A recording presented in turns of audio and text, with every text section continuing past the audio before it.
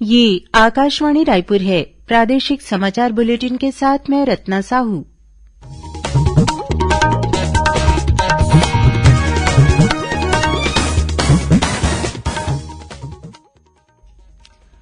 और अब पेश है आज के मुख्य समाचार।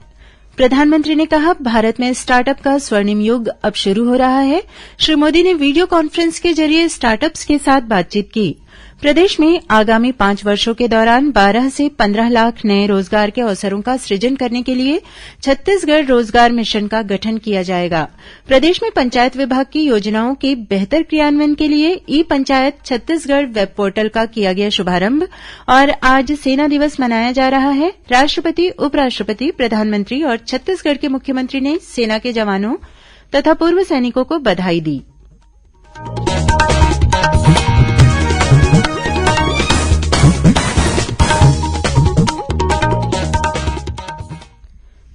अब समाचार विस्तार से। प्रधानमंत्री नरेंद्र मोदी ने कहा है कि नया वर्ष देश में स्टार्टअप उद्यमियों के लिए कई संभावनाएं लेकर आया है। उन्होंने कहा कि देश आजादी की 75वीं वर्षगांठ मना रहा है। जब आजादी के 100 वर्ष पूरे हो जाएंगे, देश की प्रगति में स्टार्टअप की भूमिका बहुत अहम होगी। श्री मोदी आज वीडियो कॉन्फ्रेंस के माध्यम से स्टार्टअप उद्यमियों के साथ संवाद कर रहे थे। उन्होंने कहा कि हर वर्ष 16 जनवरी को स्टार्टअप दिवस मनाया जाएगा। देश की प्रगति में स्टार्टअप के महत्व पर प्रकाश डालते हुए प्रधानमंत्री ने कहा कि स्टार्टअप सारी तस्वीर बदल रहे हैं। प्रदेश में आगामी 5 वर्षों के दौरान 12 से 15 लाख नए रोजगार के अवसरों का सृजन करने के लिए छत्तीसगढ़ रोजगार मिशन का गठन किया जाएगा। मुख्यमंत्री भूपेश बघेल इस मिशन के अध्यक्ष, मुख्य सचिव अमिताभ जैन उपाध्यक्ष और प्रमुख सचिव आलोक शुक्ला मुख्य कार्यपालन अधिकारी होंगे। वहीं लघु वनोपज के प्रबंध संचालक सहित अन्य वरिष्ठ अधिकारी इसके सदस्य रहेंगे। मिशन के माध्यम से नगरीय और ग्रामीण क्षेत्रों में संचालित कौशल विकास के साथ नवीन कार्यक्रमों का समन्वय स्थापित किया जाएगा। साथ ही राज्य में स्थित IIT, triple IT, IIM, NIT जैसे अन्य संस्थानों की विशेषज्ञता का रोजगार के नए अवसरों के सृजन में लाभ लिया जाएगा।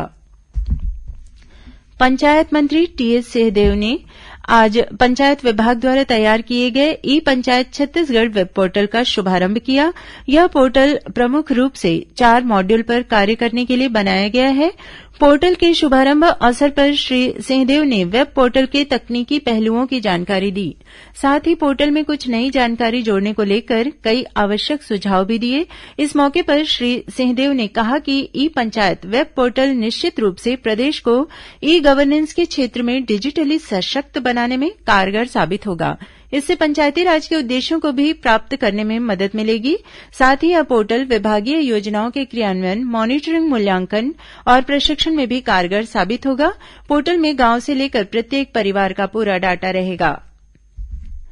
मुख्यमंत्री भूपेश बघेल ने कहा है कि प्रदेश के सभी पंजीकृत किसानों से समर्थन मूल्य पर धान की खरीदी की जाएगी। इसके लिए उपार्जन केन्द्रों में खरीदी व्यवस्था को और अधिक विस्तारित किया जा रहा है।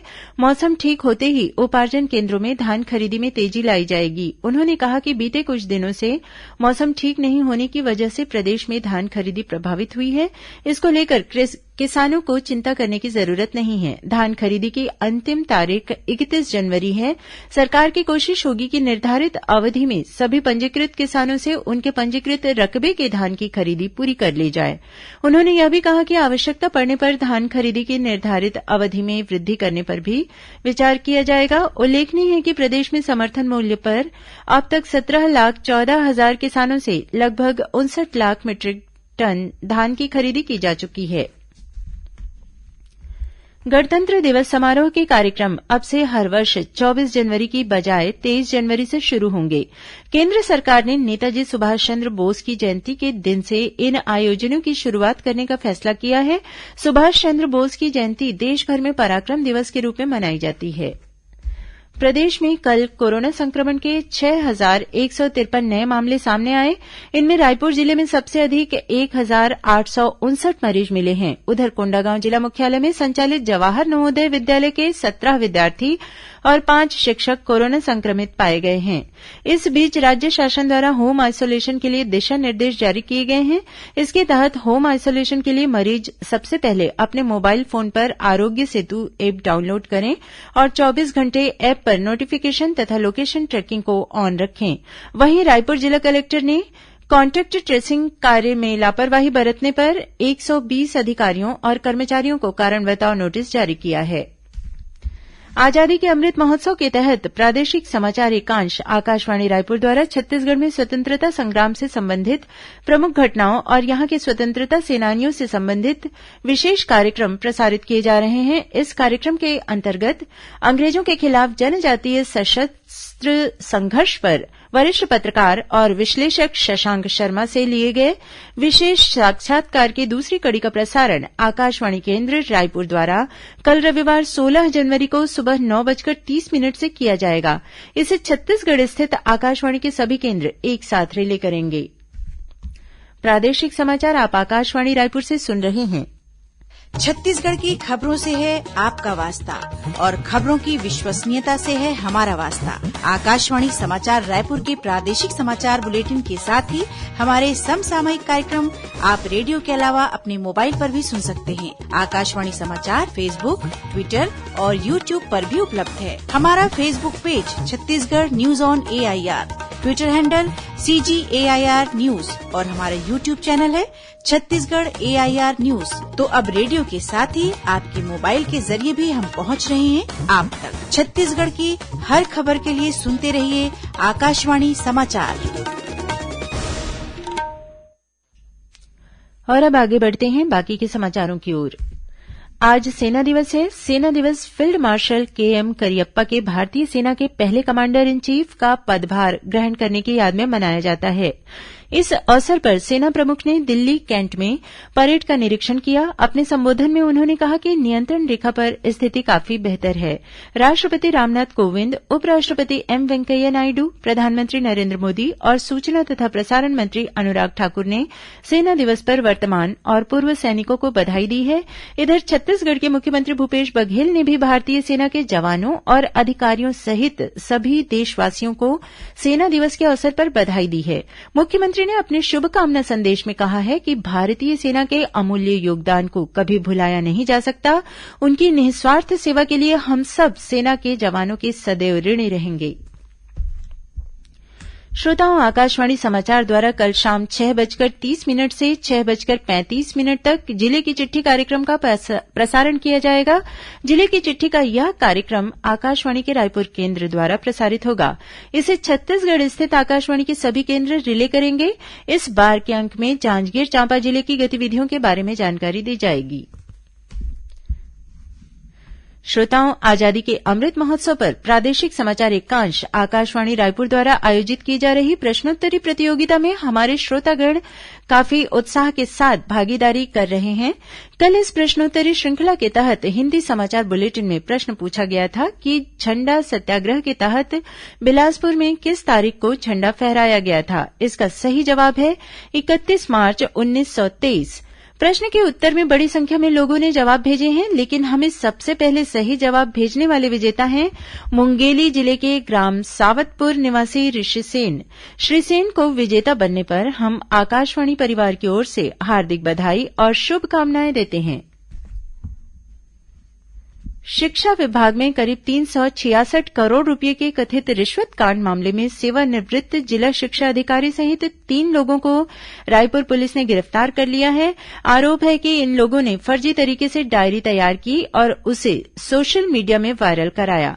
बताया गया है कि सेवानिवृत्त जिला शिक्षा अधिकारी ने संविदा नियुक्ति के लिए आवेदन किया था, लेकिन संविदा नियुक्ति नहीं मिलने पर उसने बदनाम करने के उद्देश्य से फर्जी डायरी तैयार करवाई। डायरी तैयार करने में उनके चौकीदार, दोस्त और टाइपिस्ट ने मदद की। और अब पेश है मौसम का हाल। प्रदेश में एक बार फिर तापमान में कमी आने से ठंड में बढ़ोतरी दर्ज की जा रही है। हवा की दिशा में परिवर्तन होने के कारण प्रदेश के मौसम में बदलाव आया है। मौसम विभाग के मुताबिक अगले 24 घंटों के दौरान प्रदेश के उत्तरी हिस्से में न्यूनतम तापमान में गिरावट होने तथा सुबह मध्यम से घना कोहरा छाए रहने की संभावना है।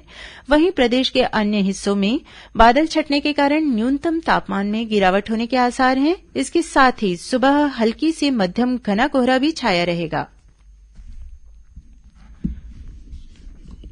अब कुछ अन्य खबरें संक्षिप्त में।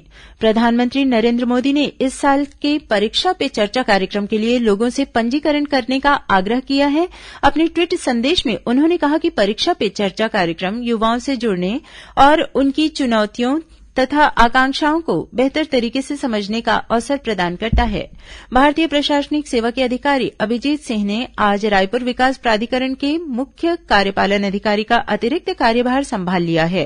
रायपुर स्थित पंडित जवाहरलाल नेहरू स्मृति चिकित्सा महाविद्यालय में संचालित वायरोलॉजी लैब में medical lab technologist, data entry operator और लैब अटेंडेंट की सीधी भर्ती के लिए 20 जनवरी तक आवेदन आमंत्रित किए गए हैं। रायपुर संभाग के अंतर्गत कार्यरत सहायक शिक्षक एलबीई और टी संवर्ग तथा शिक्षक एलबीई और टी संवर्ग की अंतिम वरिष्ठता सूची जारी कर दी गई है। अभ्यर्थी 20 जनवरी तक दावा आपत्ति प्रस्तुत कर सकते हैं। दुर्ग जिले के भिलाई स्थित शासकीय औद्योगिक प्रशिक्षण संस्थान में एनसीसी की इकाई द्वारा स्वामी विवेकानंद की जयंती के उपलक्ष्य में आज युवा महोत्सव दिवस मनाया गया। दक्षिण मध्य रेलवे के अंतर्गत मालूगुर स्टेशन के पास समपार फाटक में अंडरब्रिज निर्माण कार्य के कारण 16 और 20 जनवरी को कोरबा यशवंतपुर एक्सप्रेस परिवर्तित मार्ग धौंध, पेंडकल्लू, रेनीगुंटा, जोलरपेट्टी यशवंतपुर से चलेगी। रायगढ़ जिले में धरमजयगढ़ के ग्राम बरपाली के पास 2 मोटरसाइकिलों के बीच हुई भिड़ंत में एक व्यक्ति की मौत हो गई जबकि एक अन्य गंभीर रूप से घायल हो गया। सुकमा जिले में ग्रामीणों ने अपनी 8 सूत्रीय मांगों को लेकर गड़गड़मेटा जगरगुंडा मार्ग पर धरना प्रदर्शन शुरू कर दिया है। रायगढ़ जिले के धरमजयगढ़ वनमंडल के विभिन्न क्षेत्रों में इन दिनों करीब 40 हाथियों का दल विचरण कर रहा है। वन विभाग ने आसपास के ग्रामीणों को हाथियों से सतर्क रहने को कहा है। बलरामपुर जिले में वाड्रफनगर, रघुनाथनगर वन परिक्षेत्र के ग्राम केनवारी खास में खेत के पास एक भालू मृत पाया गया है। वन विभाग द्वारा इसकी जांच की जा रही है। और गरियाबंद जिले के देवभोग स्थित एक्सिस बैंक में शॉर्ट सर्किट से आग लग गई। बाद में स्थानीय ग्रामीणों की मदद से आग पर काबू पा लिया गया। अंत में मुख्य समाचार एक बार फिर। प्रधानमंत्री ने कहा, भारत में स्टार्टअप का स्वर्णिम युग अब शुरू हो रहा है। श्री मोदी ने वीडियो कॉन्फ्रेंस के जरिए स्टार्टअप्स के साथ बातचीत की। प्रदेश में आगामी 5 वर्षों के दौरान 12 से 15 लाख नए रोजगार के अवसरों का सृजन करने के लिए छत्तीसगढ़ रोजगार मिशन का गठन किया जाएगा। प्रदेश में पंचायत विभाग की योजनाओं के बेहतर क्रियान्वयन के लिए ई पंचायत छत्तीसगढ़ वेब पोर्टल का किया गया शुभारंभ। और आज सेना दिवस मनाया जा रहा है। राष्ट्रपति, उपराष्ट्रपति, प्रधानमंत्री और छत्तीसगढ़ के मुख्यमंत्री ने सेना के जवानों तथा पूर्व सैनिकों को बधाई दी। इसी के साथ प्रादेशिक समाचार बुलेटिन समाप्त हुआ। नमस्कार।